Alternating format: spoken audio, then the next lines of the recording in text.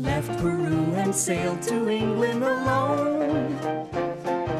There he met the Browns and they took him home. Now a new life has begun. He's Windsor Garden's favorite son, 'cause he always does his best to help everyone. When a problem appears, he never misses a beat and always finds a way to land on his feet. Has his very own unique point of view. Looks at everything as if it's brand new. He is friendly and polite, and he tries to do things right, but he gets in sticky messes just the same.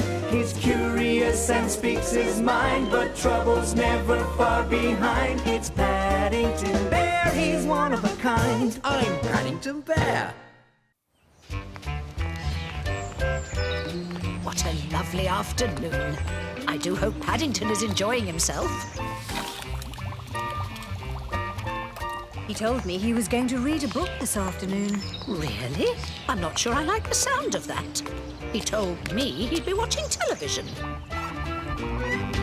There's nothing in this world like Granny Green's smooth, silky, delicate, old-fashioned butter toffee. You can say that again, Mrs. Green. Mine's nothing like it.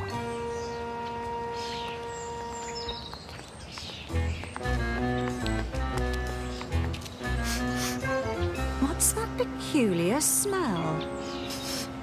Smells like trouble, if you ask me. Now, pour the delectable toffee into a waiting saucepan. Don't mind if it's a little sticky.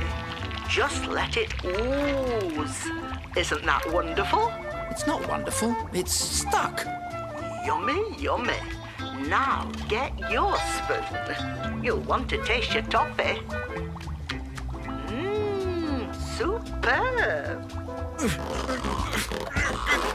Whoops! My toffee wasn't anything like Granny Green's, and I didn't know how she cooked things so quickly.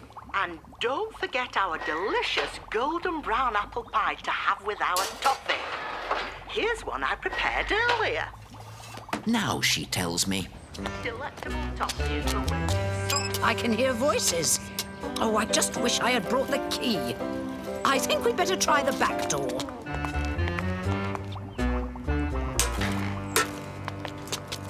I can't see a thing. The window's all fogged up. It looks awfully hard, Mrs. Green. Go on, have a little taste. It doesn't matter if it hasn't hardened yet. It's so delicious and silky and soft. Ow! Now, hurry back to your other part and give it a stir before it gets a chance to set.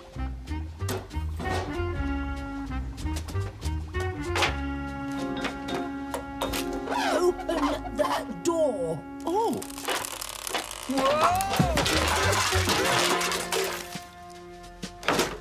Oh, this just won't do. Ah! What on earth is going on? This is a catastrophe. It's not a catastrophe, Mrs. Bird. It's Granny Green's toffee. Toffee? It looks more like Henry's carpentry glue. I'm afraid it is a bit thick. Granny Green said... Now, pour your second pot of toffee into a saucepan before it hardens, and we can begin our third recipe, Granny Green's delectable lemon meringue pie. Oh, not in this kitchen, Granny Green. I've never seen such a mess. There's toffee everywhere. I suggest a certain young bear had better get a scrubbing brush. Whoa! Oh! Paddington, is something wrong? Oh! I've got a pain in my stomach. You haven't been eating this stuff, have you? Ow! Mrs. Green told me to, so I ate the piece I chiselled out. Chiselled out? No wonder you've got a pain. The toffee's probably set in a hard lump in your stomach. Now, let's get you to the sofa, where you'll be more comfy. Ow! Ow! Ow! That's it. I'm calling an ambulance. An ambulance? I've never been in one of those before.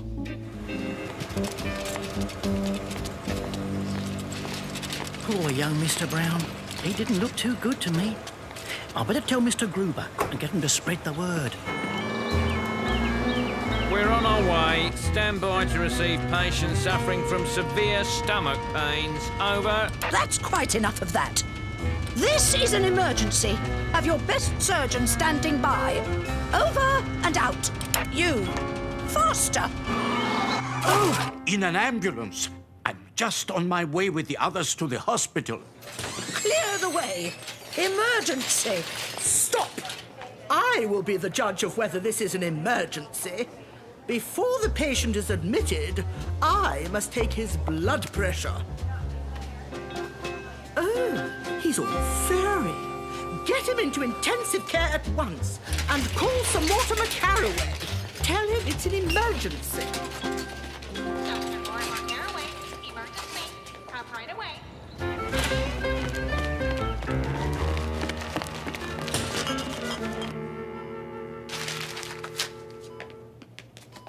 Mr. Paddington Brown, I presume. I am Sir Mortimer Carraway. I understand your problem is abdominal pain. Why, yes. It is an abominable pain, and it's in my stomach. Of course. Straighten out your legs, please. I'm afraid I can't, Sir Mortimer. Ouch! And does it hurt when I do this? Ow! Or this? Or this? Nurse, scissors. Don't you mean scalpel, Sir Mortimer? No, I do not. And someone fetch me some shaving cream and a razor. Quickly. Doctor, shouldn't we first put the bear, the patient under? Under? I'd rather not go under the table. I'm fine up here, thank you.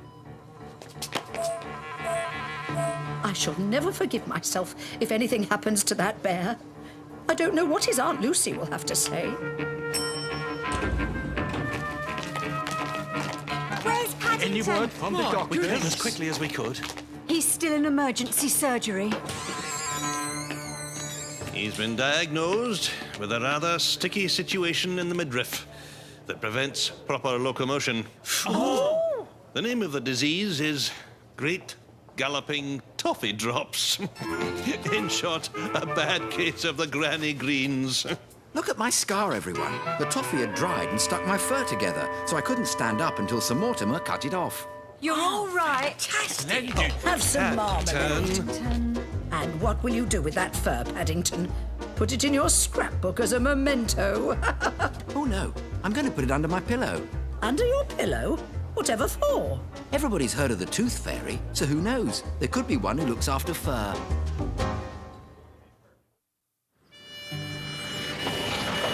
Perhaps renting this car wasn't such a bargain after all, Mr. Gruber.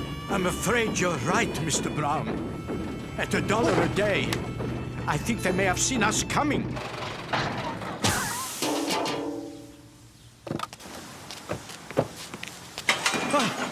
Well, at least we've reached civilization.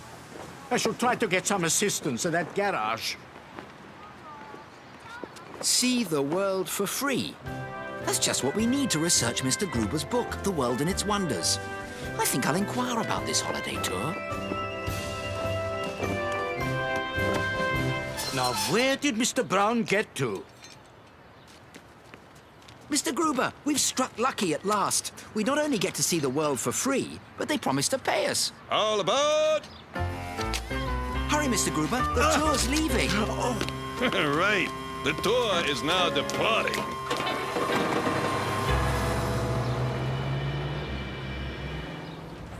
I just had to sign a few forms, and they gave me these brochures.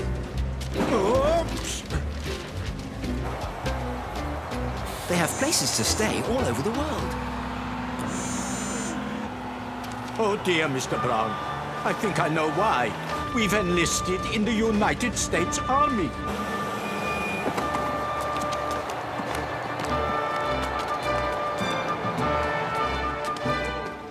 What's that? But it seemed perfect for your book, Mr. Gruber. Who no recruits, sir? Privates Brown and Gruber, sir. Could you please direct us to our rooms? We'd like a nice hot bath after our journey. And please could we have a plate of marmalade sandwiches sent up? Marmalade sandwiches? This ain't no holiday camp. Arms out. One pair of fatigues, one pair of boots, one helmet, one canteen. one gas mask. Mr. Brown, this gentleman believes that we have enlisted in the United States Army. I'm sure once he's heard our explanation, he will gladly accept our apologies. I'm not a gentleman. I'm your drill sergeant, and the only thing I'll gladly accept is that you get in a uniform, call me sir, and get to work with these. Yes, sir. I want every speck of rust scrubbed off that gate. Every hinge oiled. I want it as shiny as a mirror and as quiet as a mouse. You got that, soldier? But my squeak, Mr. Sergeant, and... Why, you... Come, Mr. Brown. By the time we'd finished, we'd worn away most of the bristles on our brushes. We were getting a bit bored with the whole thing. Hey, I used to be quite good at this as a kid. Go ahead, your turn.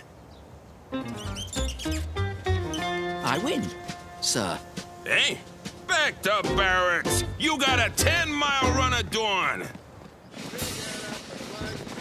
We get up with the rising sun. They go out, run and run. They go out and run and run. Oh, is this little run too hard on Private Brown? It's a bit difficult when your boots don't fit. Look. Anything else bothering you? You just tell your old Sarge, huh?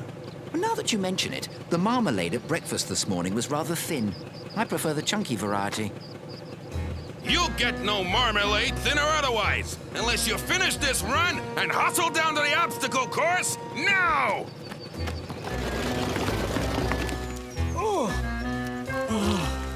How was it, Mr. Gruber? Oh, dear. Next to... Go! Go!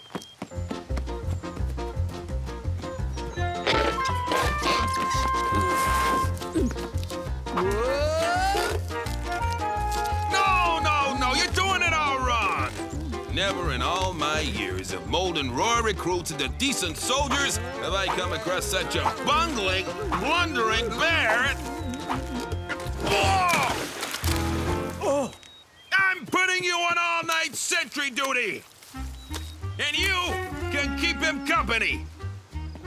If we could just explain to the sergeant that our being here has all been a dreadful mistake. It would be a pity to leave before we get paid. What was that?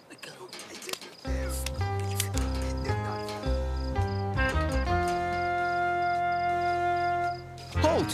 Who goes where? There.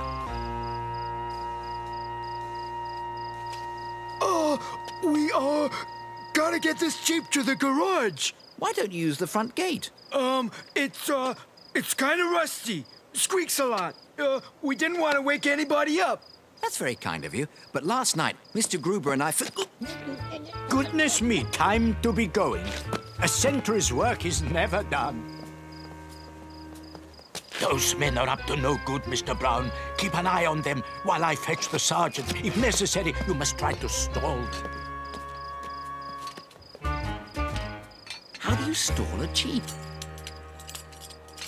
Aha! Mr. Sergeant? Sir? What? Hey! Weren't you out on sentry duty? Please forgive my disturbing you, but some men are stealing jeeps. I've left Mr. Brown in charge and... You've done what? Are you mad? There's no telling what he'll do. Oh, my word.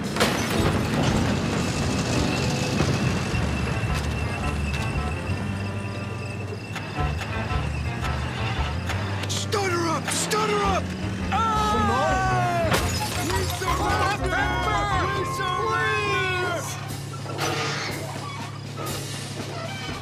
When you got something that needs done, when you got something that needs done, go ask Private Paddington. Go ask Private Paddington. The United States Army thanks you for stopping the theft of military vehicles. And here are honorable discharges, since you're both citizens of the United Kingdom. And to help you explore the wonders of America, your very own Jeep. Perhaps we should join the Navy next, Mr. Gruber. Maybe they'll give us a boat.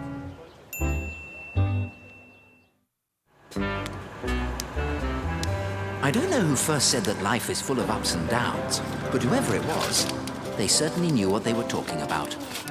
Oops. Pardon me, I believe this is yours. CC 32973-296. Yes, that's mine. Thank you very much. I've only just taken it out of the bank. Glad to be of service. And if I may be so bold, where are you off to on this fine June morning? I'm doing my Christmas shopping while the summer sales are on. It's something I learnt from my Aunt Lucy. What would you say if I told you that by Christmas you could be rich? Rich? Allow me to introduce myself. Dandy's the name. Stocks and shares are my game. Those few pounds you've taken out of the bank could grow into much more. Just think of the Christmas presents you could buy. Now, what do you think you were just sitting in? A puddle of oil. Oh, quite right. But that oil isn't simply lying there. It's seeping up through the ground. Any day now, it's going to start pouring out. Anyone who buys shares in the Portobello Oil Company will become rich. Now, if I could just have your name and address... It's Paddington Brown, and I'm from 32 Windsor Gardens. But this says £25, and I've only taken out £20. Any more, and I'd have to close my account. Tell you what, I'll let you buy a share on credit. Give me what you have, and you can pay me the rest later. That's very kind, Mr. Dandy. But what about my shopping? My Aunt Lucy taught me... I'm sure the shops round here will trust you to pay when your money rolls in. What a good idea. Be sure to keep this under your hat until the oil drills arrive.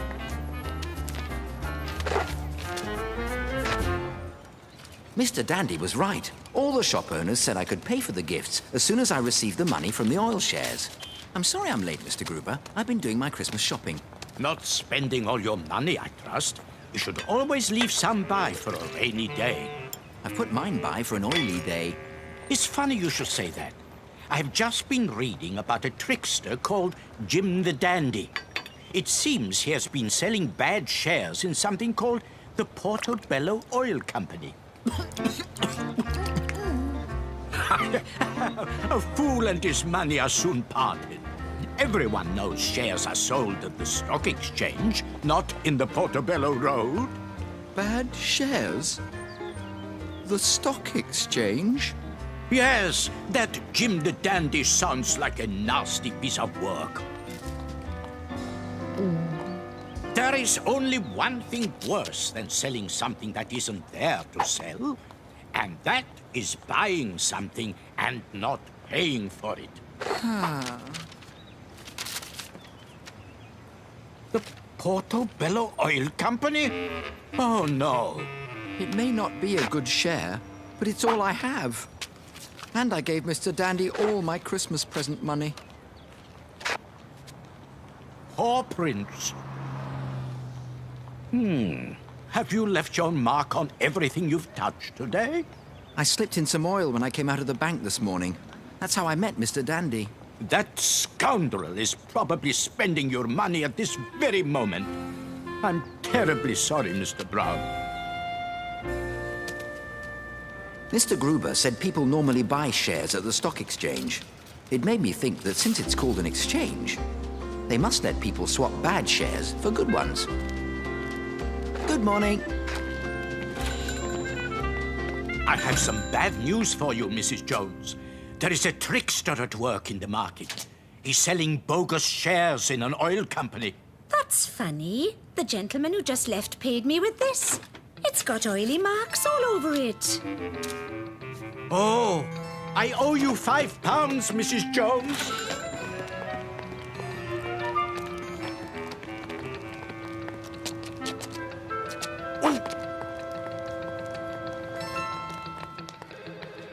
Buy 2,000 shares of Zacking. Got it? Then sell 10,000 of Blankfields. Excuse me, I'd like to exchange my share, please. Exchange your share? Hey, who let you in here? Mr. Gruber told me it's a bad share, and I... Bad share? This share? Why, it's a fake! Fake shares? Which ones? Bad shares! Sell all of them! market. Sell! Sell!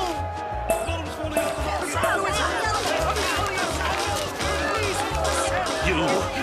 Look what you've done! Arrest that bear!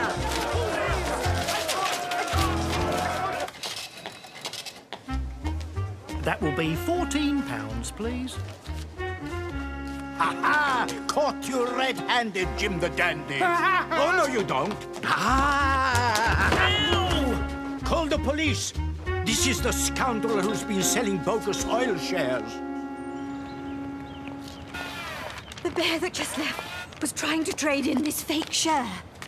Paddington Brown, 32 Windsor Gardens, eh? I'll have to call this one in.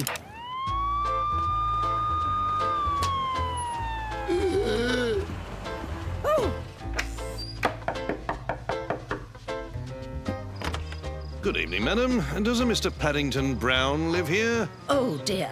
He's not in trouble, is he? On the contrary, we're here to return his money. You'll find him in the cupboard under the stairs. Anyone at home? I'm sorry.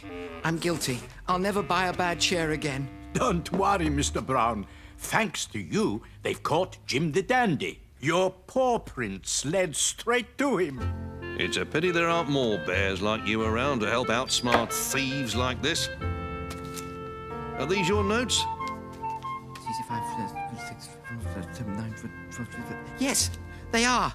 I wrote the numbers down in my notebook. I always do. It's something my... I know. Don't tell me. It's something your Aunt Lucy taught you. However did you know that, Mr. Dandy?